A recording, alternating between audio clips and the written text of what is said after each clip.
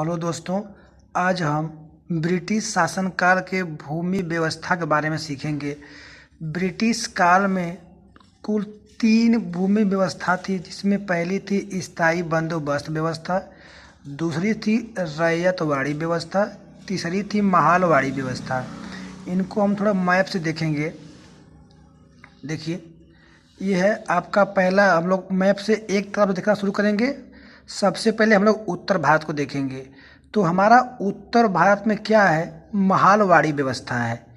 थोड़ा सा हम लोग ट्रिक से याद करेंगे कि महालवाड़ी व्यवस्था को किसने लागू किया था। देखिए, ये महल आ रहा है, महालवाड़ी में महल।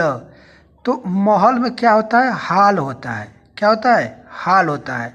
यानी महालवाड़ी व्यवस्था किसने लागू की, हाल्ट मैकेंजी।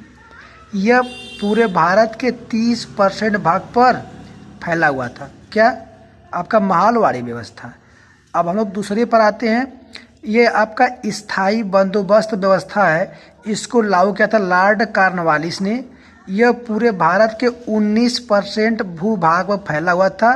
यह यूपी, बिहार, बंगाल और उड़ीसा में लागू था। अब थोड़ा सा हम लोग इसको ट्रिक से याद करेंगे कि किसने लागू किया। ध्यान से देखिए, ये स्थायी दिख रहा है ना, और ये लॉर्ड। कभी भी भगवान एक जगह स्थायी होते हैं, वो कहीं जाते नहीं हैं। व्यक्ति जाते हैं वहाँ प्रार्थना पूजा करने के लिए, लेकिन भगवान को एक जगह क्या कहता है, स्थायी रूप से स्थापित कहता है। यानी स्थायी बंदोबस्त लॉर्ड कॉर्नवालिस। ठीक है, ये 19% भूभाग पर लागू था। अब हम आते हैं दक्षिण भारत पर। थोड़ा सा दक्षिण भारत को देख लेते हैं। दक्षिण भारत में क्या है, ये आपके टोटल 51% भूभाग पे लागू था। कितना, 51%।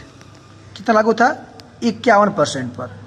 देखिए, ये मुंबई और चेन्नई में फैला था। इसको कहते हैं रैयतवाड़ी व्यवस्था। ये दक्षिण भारत में लागू थी। देखिए कैसे याद करेंगे। इसमें रैयत में र आ रहा है ना। देखिए, री ड, इसमें भी र आ रहा है, और मू न रो, इसमें भी आ रहा है। यानी रैयतवाड़ी व्यवस्था कौन लागू किया था, रीड और मुडरों ने।